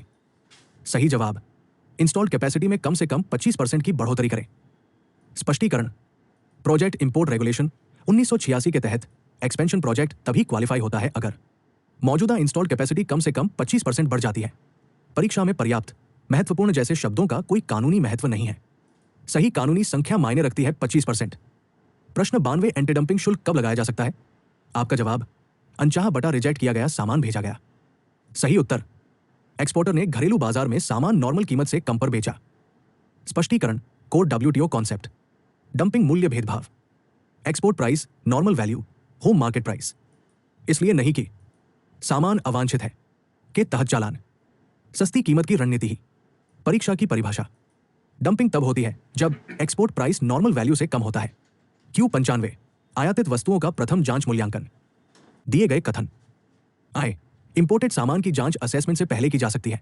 2 इंपोर्टर ड्यूटी लायबिलिटी का असेसमेंट करने से पहले सामान की जांच के लिए रिक्वेस्ट कर सकता है। 3 कस्टम असेसिंग ऑफिसर बटा डिप्टी या असिस्टेंट कमिश्नर असेसमेंट से पहले जांच का ऑर्डर दे सकते हैं। सही उत्तर कथन आई 2 और 3 सत्य है। तीनों सही क्यों है? Concept clarity. कथन आई फर्स्ट चेक अप्रेजमेंट के तहत सही क्लासिफिकेशन वैल्यू छूट वगैरह तय करने के लिए असेसमेंट से पहले जांच होती है। कथन 2 इंपोर्टर फर्स्ट चेक का अनुरोध कर सकता है जब असेसमेंट फिजिकल जांच जैसे नेचर, कंपोजिशन, इस्तेमाल पर निर्भर करता है। कथन 3 इंपोर्टर के रिक्वेस्ट के बिना भी सही ऑफिसर आओ बटा DC बटा AC अगर उसे लगता है कि जांच जरूरी है तो वो पहले चेक का ऑर्डर दे सकता है। एग्जाम ट्रैप कई स्टूडेंट सोचते हैं कि पहला चेक सिर्फ इंपोर्टर के कहने पर ही होता है। ये गलत है। Q96 ऑडिटी के परिसर में ऑडिट पूरा करने की समय सीमा। सवाल जहां ऑडिट वाले की जगह पर किया जाता है वहां सही अधिकारी को के अंदर ऑडिट पूरा करना होगा। सही जवाब ऑडिट डॉक्यूमेंट उपलब्ध होने की तारीख से 30 दिन। कानूनी आधार सीमा शुल्क लेखा परीक्षा विनियम। ऑडिट विजिट की तारीख से शुरू नहीं होता है। यह उस तारीख से शुरू होता है जब जरूरी डॉक्यूमेंट्स बटा रिकॉर्ड उपलब्ध कराए जाते हैं। इसलिए घड़ी डॉक्यूमेंट अवेलेबिलिटी के बाद शुरू होती है। आपका चुना हुआ जवाब गलत क्यों था? ऑडिट शुरू होने की तारीख से 30 दिन कानून में निर्धारित नहीं है। मुख्य परीक्षा कीवर्ड दस्तावेज उपलब्ध कराए गए हैं, ऑडिट शुरू नहीं। Q97 बैंक गारंटी बनाम लेटर ऑफ क्रेडिट LC। प्रश्न, कौन सा कथन सत्य नहीं है? सही जवाब, क्विज के अनुसार इन दोनों इंस्ट्रूमेंट्स की कोई वैलिडिटी पीरियड नहीं है। सच नहीं। क्यों? बैंक गारंटी BG हमेशा एक वैलिडिटी पीरियड होता है और अक्सर एक क्लेम पीरियड भी होता है। लेटर ऑफ क्रेडिट LC है समाप्ति तिथि, शिपमेंट की अंतिम तिथि, प्रस्तुति अवधि। इसलिए यह कहना कि दोनों की वैलिडिटी पीरियड नहीं है असल में गलत है। आपका मार्क किया हुआ ऑप्शन असल में ट्रू क्यों था, इसलिए चुनना गलत था। बैंक गारंटी में 3 पार्टी शामिल होती है। यह कथन सही है, अतः ये सत्य नहीं का उत्तर नहीं हो सकता। प्रश्न 98 एंटी डंपिंग ड्यूटी बटा सेफगार्ड ड्यूटी और ड्यूटी ड्रॉबैक। सवाल, क्या एक्सपोर्ट किए गए सामान को बनाने में इस्तेमाल होने वाले इंपोर्टेड कच्चे माल पर चुकाई गई एंटी डंपिंग ड्यूटी और सेफगार्ड ड्यूटी को ड्यूटी ड्रॉबैक के तौर पर मंजूरी दी जा सकती है? सही उत्तर, हाँ, सिर्फ ब्रांड रेट के तहत।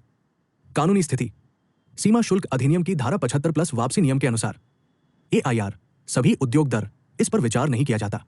एंटी डंपिंग शुल्क, सुरक्षा कर्तव्य, सुरक्षात्मक कर्तव्य, ब्रांड दर ऐसे कामों को शामिल करके तय किया जा सकता है अगर एक्सपोर्टर ने असल घटना साबित की। नियम 6 बटा नियम 7 के अंतर्गत लागू होता है। नहीं, गलत क्यों है? क्योंकि कानून इसकी इजाजत देता है, लेकिन सिर्फ ब्रांड रेट तय करके AIR से नहीं। प्रश्न 99 धारा 17(4) के तहत पुनर्मूल्यांकन बोलने का आदेश। सही उत्तर, अगर इंपोर्टर लिखकर अपनी मंजूरी कंफर्म नहीं करता है तो रीअसेसमेंट की तारीख से 15 दिनों के अंदर स्पीकिंग ऑर्डर जारी करना होगा। सेक्शन 17 मुख्य तर्क, इंपोर्टर सेल्फ असेसमेंट करता है, उचित अधिकारी धारा 17(4) के तहत पुनर्मूल्यांकन करता है। अगर इंपोर्टर स्वीकार ड्यूटी चुका दी गई, मामला खत्म। स्वीकार नहीं करता बटा चुप। बोलने का क्रम अनिवार्य, 15 दिनों के भीतर धारा 17(5) के अनुसार। आपका मार्क किया हुआ ऑप्शन गलत क्यों है? इंपोर्टर को ड्यूटी देनी ही होगी, चाहे वो चेंज ले या न ले। यह गलत है क्योंकि स्वीकृति के बिना बोलने का आदेश अनिवार्य है। ड्यूटी पेमेंट ऑर्डर के हिसाब से होता है, एक तरफा रीअसेसमेंट नहीं। Q100 सेस्टैट के आदेश के खिलाफ हाई कोर्ट में अपील फाइल करने की अधिकतम अवधि। सही जवाब 180 दिन। आपका जवाब 30 दिन। कानूनी प्रावधान, सीमा शुल्क अधिनियम 1962 की धारा 130 सेस्टैट के आदेश के खिलाफ हाई कोर्ट में अपील आदेश मिलने की तारीख से 180 दिनों के अंदर फाइल की जानी चाहिए। जरूरी एग्जाम ट्रैप, दूसरे कानूनों GST IT act lower appeal में 30/60/90 दिन आम लिमिट है, लेकिन सेस्टैट हाई कोर्ट 180 दिन। स्मृति सहायक, सेस्टैट हाई लेवल है, इसलिए समय हाई 180 दिन है। Q101 export supporting documents upload करने की ऑनलाइन सुविधा। सही जवाब ई संचित। स्पष्टीकरण, ई संचित अप्रत्यक्ष कर दस्तावेजों का इलेक्ट्रॉनिक भंडारण और कंप्यूटरीकृत संचालन। एक्सपोर्ट इंपोर्ट सपोर्टिंग डॉक्यूमेंट्स को इलेक्ट्रॉनिकली अपलोड करने के लिए इस्तेमाल किया जाता है। अन्य स्विफ्ट ट्रेड अप्रूवल के लिए सिंगल विंडो इंटरफेस। स्पैरो प्रासंगिक नहीं। GSTIN registration number document upload system नहीं। Q102 जहाज के आने से पहले बिल ऑफ एंट्री पेश किया गया। सही जवाब प्रवेश की तिथि। कानूनी प्रावधान, सीमा शुल्क अधिनियम 1962 की धारा 46(3) अगर BOE को एंट्री इनवर्ड से पहले फाइल किया जाता है तो इसे एंट्री इनवर्ड की तारीख को फाइल किया हुआ माना जाता है। Q103 रिलेटेड पार्टी इंपोर्ट में SVB का चुनाव। सही उत्तर, कस्टम हाउस का SVB जो कॉर्पोरेट ऑफिस के सबसे पास हो, इंपोर्टर के लिए सुविधाजनक हो। स्पष्टीकरण, CBIC के निर्देशों के अनुसार इंपोर्टर के पास कॉर्पोरेट ऑफिस के पास होने के आधार पर चॉइस होती है, न कि सिर्फ इंपोर्ट की जगह के आधार पर। प्रश्न 104 अधिकृत आर्थिक ऑपरेटर AEO योजना। प्रश्न, ऑथराइज इकोनॉमिक ऑपरेटर स्कीम का मुख्य मकसद को बढ़ावा देना और आसान बनाना है। सही जवाब सीमा शुल्क से व्यवसाय साझेदारी। बिजनेस टू बिजनेस पार्टनरशिप गलत क्यों है? AEO का मकसद प्राइवेट बिजनेस के बीच ट्रेड पार्टनरशिप को बढ़ावा देना नहीं है। यह एक ट्रेड फैसिलिटेशन और कंप्लायंस प्रोग्राम है जिसे कस्टम्स अथॉरिटीज मैनेज करती है। सही कानूनी अवधारणा आपसी विश्वास पर आधारित है। सीमा शुल्क प्रशासन और भरोसेमंद economic operator, importer exporter logistics provider. कानूनी आधार WCO सेफ मानकों का ढांचा। CBIC AEO कार्यक्रम दिशानिर्देश। याद रखने के लिए परीक्षा keyword AEO customs business trust और सुविधा। प्रश्न 106 उच्च समुद्र बिक्री HSS लेन देन। सवाल, मुंबई का एक इंपोर्टर अपना सामान मुंबई में एक खरीदार को हाई सीज सेल बेसिस पर बेचता है। इनमें से कौन सा सही है? सही जवाब कोई GST लागू नहीं है। IGST देय है, यह गलत क्यों है? हाई सीज सेल में सामान है, घरेलू इस्तेमाल के लिए क्लियरेंस से पहले बेचा गया। इंपोर्ट के दौरान अभी भी विचार किया जा रहा है। जीएसटी कानून खास तौर पर ऐसे ट्रांजैक्शन को लेवी से बाहर रखता है। कानूनी प्रावधान। सीजीएसटी अधिनियम की अनुसूची 3 घरेलू खपत के लिए क्लियरेंस से पहले माल की सप्लाई न तो माल की सप्लाई है और न ही सेवाओं की सप्लाई।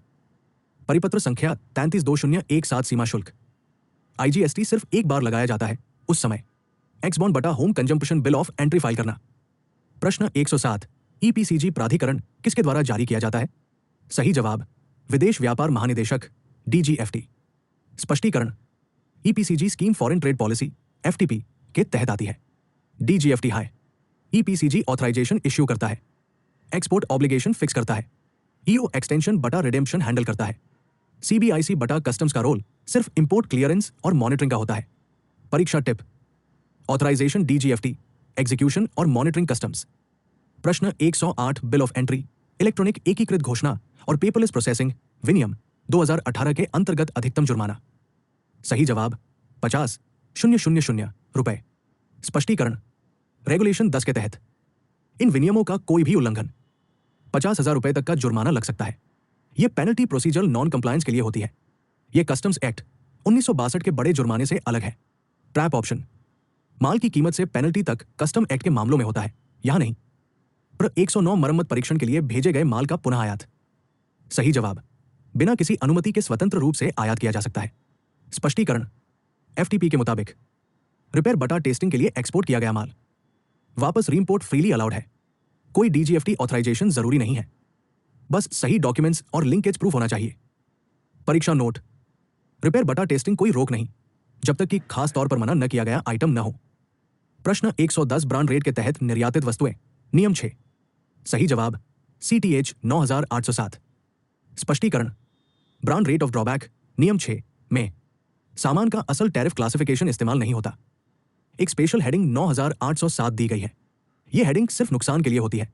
याददाश्त की trick. Brand rate 9807, all industry rate वास्तविक टैरिफ। प्रश्न 111 धारा 27 अनंतिम मूल्यांकन के तहत रिफंड की सीमा। दिए गए तथ्य। प्रोविजनल असेसमेंट 1 जनवरी 2019, अंतिम मूल्यांकन 15 मार्च 2019, ड्यूटी का भुगतान 17 मार्च 2019। सही जवाब 15 मार्च 2019। क्यों? सीमा शुल्क अधिनियम 1962 की धारा 27 1B के अनुसार जहां ड्यूटी प्रोविजनल तौर पर दी जाती है, वहां रिफंड का लिमिटेशन पीरियड फाइनल असेसमेंट की तारीख से गिना जाएगा, न कि प्रोविजनल असेसमेंट या पेमेंट की तारीख से। इसलिए लिमिटेशन 15 मार्च 2019 से शुरू होती है। 1 जनवरी 2019 गलत, प्रोविजनल डेट। 17 मार्च 2019 गलत, पेमेंट डेट। प्रश्न 112 तस्करी के माल की बिक्री आय की जब्ती। कथन। अगर स्मगलिंग का सामान किसी ऐसे व्यक्ति द्वारा बेचा जाता है जिसे यह पता है या यकीन है कि वो सामान स्मगलिंग का है, तो बिक्री से मिली रकम जब्त की जा सकती है। सही जवाब यह कथन सत्य है। कानूनी प्रावधान। सीमा शुल्क अधिनियम 1962 की धारा 121। स्मगल किए गए सामान की बिक्री से मिली रकम जब्त की जा सकती है अगर बेचने वाले को पता हो या उसे यकीन हो कि सामान स्मगल किया गया है। बिक्री आय विशेष रूप से कवर की जाती है, भले ही वे माल न हो। यह कहना कि बिक्री से मिली रकम तस्करी का माल नहीं है बेमतलब है। यह कहना कि बिक्री से मिली रकम कस्टम एक्ट के तहत नहीं आती गलत है। Q.113 arrival manifest aircraft file करने का समय। सवाल। एयरक्राफ्ट के इंचार्ज मास्टर एजेंट को अराइवल मैनिफेस्ट कब देना होगा? सही जवाब विमान के आने से पहले। कानूनी प्रावधान। सीमा शुल्क अधिनियम 1962 की धारा 30 आयात मैनिफेस्ट विमान विनियम पहुंचने से पहले फाइल करना होगा, जबकि वेसल के लिए यह 24 घंटे का समय होता है। मुख्य परीक्षा ट्रिक। विमान पहुंचने से पहले, वेसल पहुंचने के 24 घंटे के अंदर। 24 घंटे के भीतर जहाजों पर लागू होता है, विमान पर नहीं। प्रश्न 116 सीबीआईसी नागरिक चार्टर। प्रश्न। सीबीआईसी नागरिक चार्टर में नागरिक का अर्थ है। सही जवाब सभी हितधारकों। स्पष्टीकरण। यह सही क्यों है? सीबीआईसी केंद्रीय अप्रत्यक्ष कर और सीमा शुल्क बोर्ड नागरिक चार्टर नागरिक शब्द का प्रयोग व्यापक समावेशी अर्थ में करता है। यह इसे केवल करदाताओं या भारतीय नागरिकों तक सीमित नहीं करता है। चार्टर के तहत नागरिक में वे सभी हितधारक शामिल हैं जो सीबीआईसी के साथ बातचीत करते हैं, जैसे taxpayers, GST, customs, excise legacy case, आयातक और निर्यातक, सीमा शुल्क का दलाल, व्यापार और उद्योग, प्रोफेशंस, कास, एडवोकेट्स, सीएस, सीबीआईसी के साथ काम करने वाले अन्य सेवा प्राप्तकर्ता। इसलिए सही व्याख्या सभी हितधारक है। दूसरे ऑप्शन गलत क्यों है? सभी टैक्स पेयर्स बहुत छोटा। सीबीआईसी कई non tax payer stakeholders जैसे कस्टम्स ब्रोकर्स, ट्रेड बॉडीज के साथ डील करता है। सभी सीबीआईसी अधिकारी सेवा प्रदाता है। चार्टर के तहत नागरिक नहीं। भारत के नागरिक। संविधान के तहत नागरिकता यहां जरूरी नहीं है। विदेशी व्यापार में हिस्सा लेने वाले लोग भी इसमें शामिल हैं। प्रश्न 117 आगमन घोषणा पत्र में संशोधन हेतु अनुरोध। सही जवाब शिपिंग लाइन। कानूनी कारण अराइवल मैनिफेस्ट आईजीएम फाइल करने की कानूनी जिम्मेदारी कन्वेंस वेसल एयरक्राफ्ट के इंचार्ज पर्सन इंचार्ज पर होती है। प्रैक्टिकली और लीगली ये काम शिपिंग लाइन बटा एयरलाइन बटा कैरियर करता है।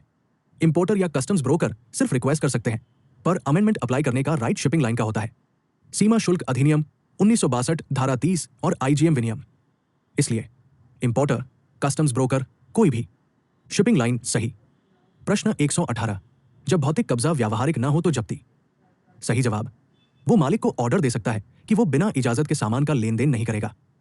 कानूनी कारण धारा 110 1 सीमा शुल्क अधिनियम 1962 अगर सामान भारी बटा अचल बटा व्यावहारिक कठिनाई हो।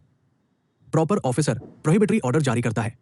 मालिक को माना किया जाता है कि बिना परमिशन के सामान को इस्तेमाल हटा बेच ना करे। जब्ती रद्द नहीं होती। जब्ती के बदले जुर्माना तुरंत नहीं होता। कॉन्सेप्ट का नाम माना गया जब्ती बटा निषेधाज्ञा। प्रश्न 119 उत्पत्ति के देश का निर्धारण प्रभावित नहीं करता है। सही जवाब इनमें से कोई नहीं। स्पष्टीकरण कंट्री ऑफ ओरिजिन का असर होता है। एंटी डंपिंग ड्यूटी एड देश के हिसाब से होती है। एफटीए बेनिफिट सीओ सर्टिफिकेट जरूरी होता है। माल का मूल्यांकन संबंधित पार्टी बटा स्रोत देश प्रभाव कर सकता है। तीनों पर सीओ का असर होता है। सही जवाब है इनमें से कोई नहीं। एड की लेवी गलत मार्क किया गया। इनमें से कोई नहीं सही। प्रश्न 120 आरटीआई अधिनियम 2005 के तहत समय सीमा। सही जवाब आमतौर पर 30 दिन और जीवन और स्वतंत्रता के मामले में 48 घंटे। आरटीआई अधिनियम धारा 7 1 सामान्य मामला 30 दिन। लाइफ एंड लिबर्टी केस 48 घंटे। 45 दिन का कॉन्सेप्ट आरटीआई एक्ट में नहीं है। 24 घंटे नहीं 48 घंटे होता है। आरटीआई अधिनियम 2005 वैधानिक समय सीमा। क्यू 121 कस्टम्स एक्ट 1962 के सेक्शन 108 के तहत जारी समन का पालन न करना के तहत एक अपराध है। सही जवाब न तो दीवानी और न ही फौजदारी। आपका जवाब सिविल कानून के तहत गलत क्यों है। सेक्शन 108 कस्टम अधिकारियों को सबूत देने या डॉक्यूमेंट्स दिखाने के लिए लोगों को बुलाने का अधिकार देता है। समन का पालन न करना इन वजहों से अपराध नहीं माना जाता। सीमा शुल्क अधिनियम 1962 भारतीय दंड संहिता सीआरपीसी जब तक कि कोर्ट अलग से कंटेम्प्ट प्रोसीडिंग्स शुरू न करे। कानूनी स्थिति कस्टम्स एक्ट में सेक्शन 108 के तहत सिर्फ गैरहाजिरी के लिए सजा का कोई सेक्शन नहीं है। तथापि धारा 108 के अंतर्गत दर्ज बयान न्यायिक कार्यवाही है। धारा 108 4 झूठा बयान देने पर आईपीसी की धारा 193 बटा 228 लगती है, लेकिन सिर्फ गैरहाजिरी पर नहीं। एग्जाम टिप समन का पालन न करना अपराध, इसलिए न तो सिविल और न ही क्रिमिनल। क्यू 122 विदेश व्यापार नीति 2015 से 2020 के अनुसार प्रतिबंधित सामान। सही जवाब घरेलू खपत के लिए साफ नहीं किया जा सकता। आपका जवाब गलत क्यों है। जिन चीजों पर रोक है उनका इंपोर्ट एक्सपोर्ट पूरी तरह से बैन है। वे किसी भी हालत में आसानी से इंपोर्ट नहीं किए जा सकते।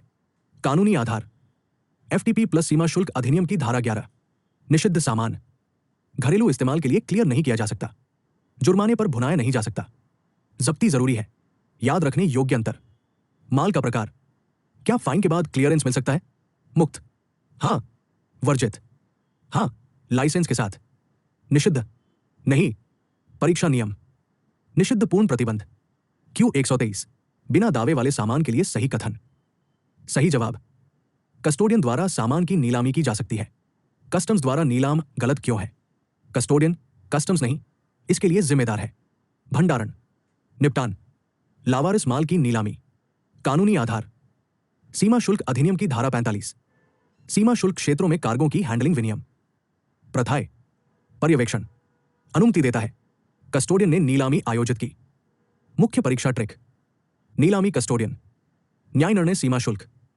क्यू 124 शिपिंग बिल बटा बिल ऑफ एंट्री 2017 रेगुलेशन की सर्टिफाइड कॉपी के लिए फीस। सही जवाब 100 रुपए। INR 1000 गलत क्यों है। शुल्क लेवी सीमा शुल्क दस्तावेज संशोधन विनियम 2017 के अनुसार सर्टिफाइड कॉपी फीस 100 रुपए प्रति डॉक्यूमेंट।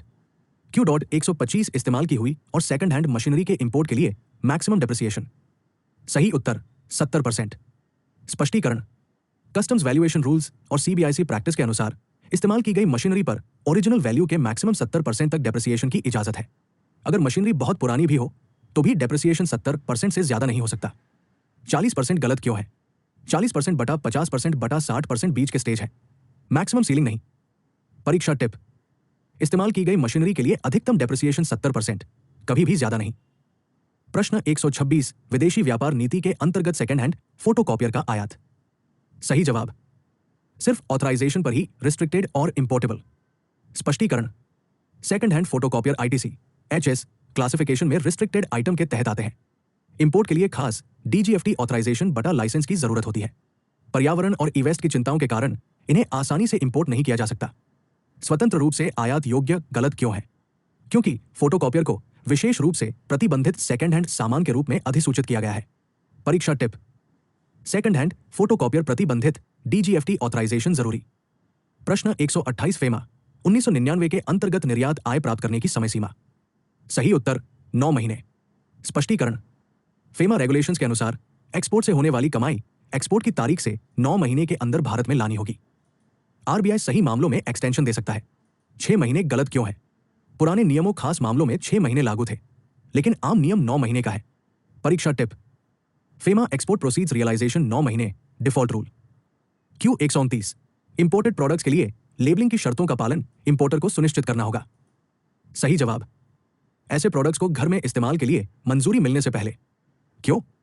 कस्टम्स एक्ट के साथ legal metrology package commodities rules के अनुसार घर पर इस्तेमाल के लिए क्लियरेंस से पहले लेबलिंग की जरूरतें, एमआरपी, इंपोर्टर की जानकारी वगैरह पूरी करनी होंगी।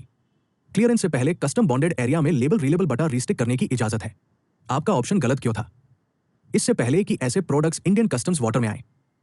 बहुत जल्दी और कानूनी तौर पर गलत। कंप्लायंस क्लियरेंस के समय चेक किया जाता है, टेरिटोरियल वाटर में एंट्री के समय नहीं। एग्जाम टिप, लेबलिंग को हमेशा होम कंजम्पशन क्लियरेंस से लिंक करें, इंपोर्ट एंट्री से नहीं। क्यू 130 कस्टम कमिश्नर अपील के सामने अपील फाइल करने पर प्रीडिपॉजिट की रकम, जहां ड्यूटी और पेनल्टी दोनों पर विवाद हो। सही जवाब, शुल्क का 7.5%। कानूनी प्रावधान, सीमा शुल्क अधिनियम 1962 की धारा 129 ई, प्रीडिपॉजिट सिर्फ ड्यूटी पर कैलकुलेट किया जाता है, पेनल्टी पर नहीं। संरचना, अपील चरण, पूर्व जमा, आयुक्त, अपील, शुल्क का 7.5%। सेस्टैट प्रथम अपील 7.5%। सेस्टैट द्वितीय अपील 10%। आपका ऑप्शन गलत क्यों था? ड्यूटी और पेनल्टी का 7.5%। पेनल्टी प्रीडिपॉजिट में शामिल नहीं है। परीक्षा मंत्र, 129 ई केवल ड्यूटी, कभी पेनल्टी नहीं। क्यू 132 कस्टम्स टैरिफ के अनुसार सबहेडिंग में अंक होते हैं। सही जवाब, 6 अंक।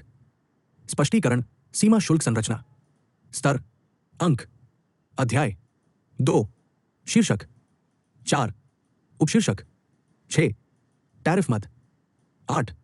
आपका जवाब गलत क्यों था? 8 अंक 8 अंक। टैरिफ आइटम के हैं, सब हेडिंग के नहीं। आसान मेमोरी ट्रिक, 2 4 6 8 नियम। प्रश्न 133 वन्य पशुओं एवं पौधों के संरक्षण के लिए कन्वेंशन। सवाल, कौन सा कन्वेंशन यह पक्का करता है कि इंटरनेशनल ट्रेड से पौधों की लुप्तप्राय प्रजातियों के अस्तित्व को खतरा न हो? सही जवाब, वन्य जीव और वनस्पतियों की लुप्तप्राय प्रजातियों में अंतर्राष्ट्रीय व्यापार पर कन्वेंशन, साइट्स। आईयूसीएन गलत क्यों है? आईयूसीएन प्रकृति संरक्षण के लिए अंतर्राष्ट्रीय संघ। यह अंतर्राष्ट्रीय व्यापार को नियंत्रित नहीं करता है, यह केवल रेड लिस्ट तैयार करता है, साइंटिफिक असेसमेंट और कंजर्वेशन गाइडेंस देता है। साइट्स सही क्यों है? यह अंतर्राष्ट्रीय व्यापार को नियंत्रित करता है, यह पक्का करता है कि लुप्तप्राय प्रजातियों के व्यापार से उनके अस्तित्व को खतरा न हो। जीव जंतु और वनस्पति दोनों पर लागू होता है, परमिट और पाबंदियों के जरिए लागू किया गया।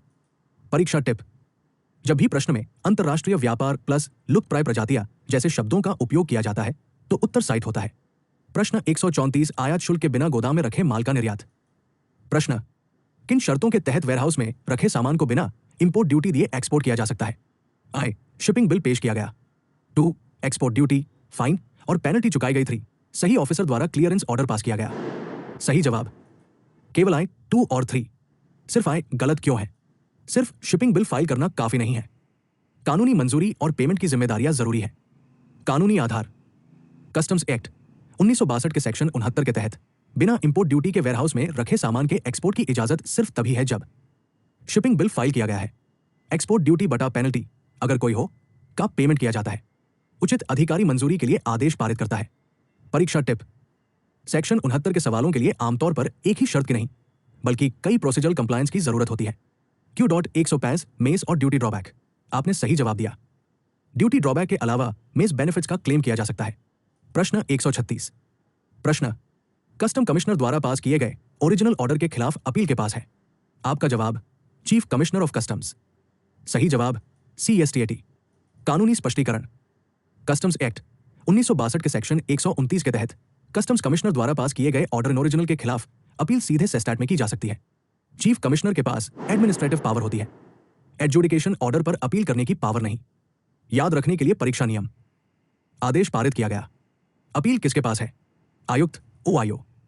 CSTAT निचले अधिकारी ADC JDC DC। आयुक्त अपील। प्रश्न 138। सवाल बिल ऑफ एंट्री रेगुलेशन 2018 के तहत बिल ऑफ एंट्री को देर से पेश करने पर लगने वाले चार्ज को माफ करने के लिए सही अधिकारी कौन है? आपका जवाब डिप्टी बटा असिस्टेंट कमिश्नर। सही जवाब अतिरिक्त बटा संयुक्त आयुक्त सीमा शुल्क। कानूनी स्पष्टीकरण। बिल ऑफ एंट्री इलेक्ट्रॉनिक एकीकृत घोषणा और पेपरलेस प्रसंस्करण विनियमन 2018 के विनियमन 5(3) के अनुसार कस्टम्स के एडिशनल कमिश्नर या जॉइंट कमिश्नर के पास है। Deputy assistant commissioner in charge को माफ नहीं कर सकते। Exam tip. छूट की शक्तियां सिर्फ सीनियर अधिकारी एडिशनल जॉइंट कमिश्नर। प्रश्न 139। प्रश्न भारत में अधिकृत आर्थिक ऑपरेटर AEO का दर्जा द्वारा दिया जाता है। आपका जवाब DGFT। सही जवाब CBIC। कानूनी स्पष्टीकरण। AEO programme CBIC central board of indirect taxes and customs द्वारा चलाया जाता है। कस्टम्स डिपार्टमेंट के जरिए लागू किया गया, DGFT के जरिए नहीं। DGFT FTP IEC export incentive वगैरह से डील करता है। परीक्षा के लिए एक लाइन। AEO सीमा शुल्क सुविधा योजना CBIC। Q.141 जब रिडेम्पशन फाइन नहीं चुकाया जाता है तो जब्त किए गए सामान का टाइटल क्या होगा? सवाल एक बार जब किसी इंपोर्टर का इंपोर्ट किया गया सामान डिपार्टमेंट द्वारा जब्त कर लिया जाता है और रिडेम्पशन फाइन नहीं दिया जाता है तो ऐसे सामान का टाइटल के पास होता है। सही जवाब सरकार। कानूनी कारण सीमा शुल्क अधिनियम 1962 उदास स्माइली। सीमा शुल्क अधिनियम की धारा 126(1) में स्पष्ट रूप से कहा गया है जब सामान जब्त किया जाता है तो वो सेंट्रल गवर्नमेंट के पास चला जाएगा। अगर इंपोर्टर रिडेम्पशन फाइन नहीं देता है तो जब्त करना पूरी तरह से हो जाता है। मालिकाना हक सरकार के पास चला जाता है, इंपोर्टर, कस्टोडियन या ब्रोकर के पास नहीं। मुख्य परीक्षा बिंदु। जब्त करना सरकार के पास टाइटल का होना। प्रश्न 142 नियामक एजेंसी स्विफ्ट क्लियरेंस में शामिल नहीं है। सवाल कौन सी रेगुलेटरी एजेंसी अभी स्विफ्ट के तहत इंपोर्टेड सामान के लिए ऑनलाइन क्लियरेंस जारी करने में शामिल नहीं है? सही जवाब CLRI। CLRI सही क्यों है? Swift single window interface for trade कई PGA को जोड़ता है जैसे FSSAI पौधों का संग्रोध, वन्य जीव अपराध नियंत्रण bureau sites. CLRI central leather research institute Swift के तहत पार्टिसिपेटिंग गवर्नमेंट एजेंसी PGA नहीं है। आम जाल FSSAI स्विफ्ट का ही हिस्सा है इसलिए इसे चुनना गलत है। प्रश्न 143 निर्यात वस्तुओं के शुल्क और टैरिफ मूल्यांकन की प्रासंगिक तिथि। प्रश्न एक्सपोर्ट सामान की ड्यूटी और टैरिफ वैल्यूएशन की दर वो तारीख होगी जिस दिन होगी। सही जवाब माल की निकासी की अनुमति देने वाले ऑर्डर की तारीख। कानूनी आधार सीमा शुल्क अधिनियम 1962 की धारा 16(1)(a) ड्यूटी और टैरिफ वैल्यूएशन की लागू दर वो तारीख है जिस दिन सही अधिकारी क्लियरेंस लियो की अनुमति देने वाला ऑर्डर देता है। दूसरे ऑप्शन गलत क्यों है? EGM फाइलिंग की तारीख एक्सपोर्ट के बाद कंप्लायंस। शिपिंग बिल फाइल करने की तारीख इंपोर्ट के लिए जरूरी, सेक 15, एक्सपोर्ट के लिए नहीं। Exam shortcut export LEO date, import bill of entry date. प्रश्न 144 धारा 74 ड्यूटी ड्रॉबैक के अंतर्गत समय विस्तार। सवाल सेक्शन 74 के तहत ड्यूटी ड्रॉबैक के लिए सामान 2 साल के अंदर एक्सपोर्ट किया जाना चाहिए। इस समय को बढ़ाने का अधिकार किसके पास है? सही उत्तर CBIC। कानूनी कारण सीमा शुल्क अधिनियम 1962 की धारा 74(1) बिना किसी कमी के पढ़े नियम। यह अधिनियम विशेष रूप से केंद्रीय अप्रत्यक्ष कर और सीमा शुल्क बोर्ड CBIC को यह अधिकार देता है। शर्तें निर्धारित करना, निर्यात अवधि को 2 वर्ष से आगे बढ़ाना। असिस्टेंट डिप्टी कमिश्नर गलत क्यों है? फील्ड ऑफिसर कानूनी समय सीमा को ओवरराइड नहीं कर सकते। एक्सटेंशन पावर पॉलिसी लेवल है, ऑपरेशनल नहीं। एग्जाम टिप जब भी आप power to extend, relax condition, prescribe procedure देखें तो CBIC के बारे में सोचें। प्रश्न 145 सीमा शुल्क द्वारा लिए गए नमूनों के परीक्षण बटा पुनः परीक्षण के लिए शुल्क। सवाल कस्टम्स द्वारा लिए गए सैंपल के टेस्ट या रीटेस्ट का चार्ज कौन देता है? सही उत्तर आयातक या निर्यातक। कानूनी आधार धारा 144 सीमा शुल्क अधिनियम 1962 टेस्टिंग क्लियरेंस के अनुरोध या जरूरत पर की जाती है। लागत आयातक निर्यातक से वसूली जा सकती है। कोई फीस नहीं ली जाती, गलत क्यों है? मुफ्त में टेस्ट नहीं करती। जब तक खास तौर पर छूट न दी जाए टेस्टिंग फीस लागू होगी। एग्जाम टिप, जब भी टेस्टिंग असेसमेंट क्लियरेंस से जुड़ी हो इंपोर्टर एक्सपोर्टर पेमेंट करता है। प्रश्न 146 धारा 28 धोखाधड़ी नहीं के अंतर्गत डिमांड नोटिस की समय सीमा। सवाल, डिमांड नोटिस जारी करने की टाइम लिमिट जिसमें फ्रॉड, छिपाना, जानबूझकर गलत बयान शामिल न हो। सही उत्तर 2 साल। कानूनी प्रावधान धारा 28 1 सीमा शुल्क अधिनियम 1962 नॉर्मल पीरियड 2 साल से। प्रासंगिक तिथि 6 महीने। गलत क्यों है? 6 महीने पुराना कानून, संशोधनों के बाद 2 साल तक बढ़ाया गया। मामला, समय सीमा कोई धोखाधड़ी नहीं, 2 साल। धोखाधड़ी बटा दमन 5 साल। एग्जाम टिप, कस्टम्स 2 साल बटा 5 साल, जीएसटी 3 साल बटा 5 साल। प्रश्न 147 सीमा शुल्क बंदरगाह हवाई अड्डे के अलावा अन्य स्थान से निर्यात।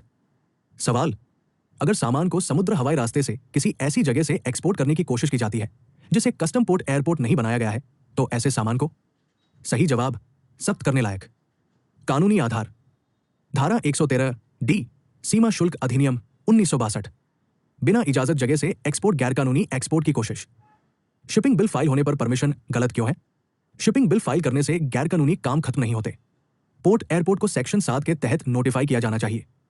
Exam tip, unauthorised import export जब्त करना, कंपाउंडिंग नहीं।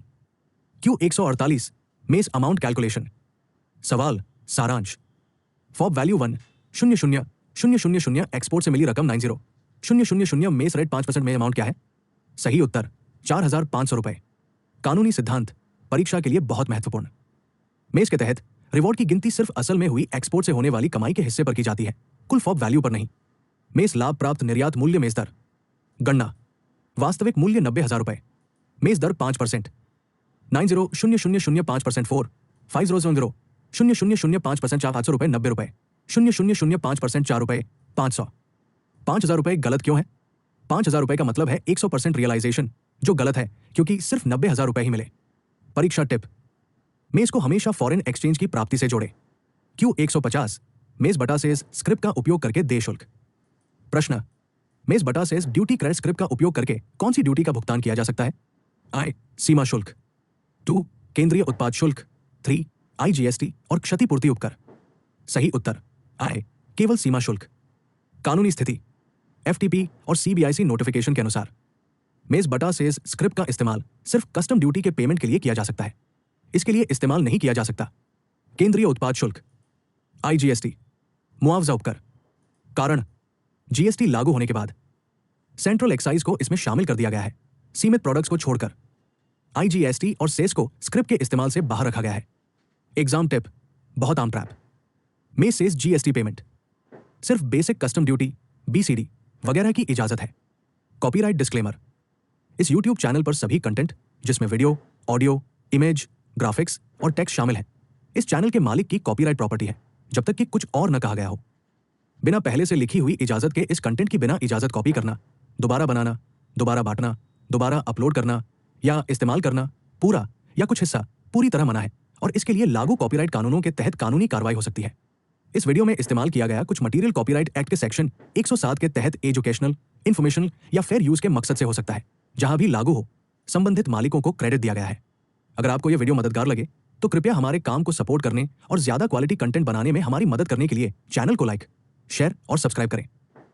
आपका सपोर्ट हमें आपके लिए जानकारी वाले और काम के वीडियो बनाते रहने के लिए मोटिवेट करता है। अगर आपको यह वीडियो मददगार लगा हो तो कृपया इसे लाइक, शेयर और सब्सक्राइब करें। जल्द ही फिर मिलेंगे।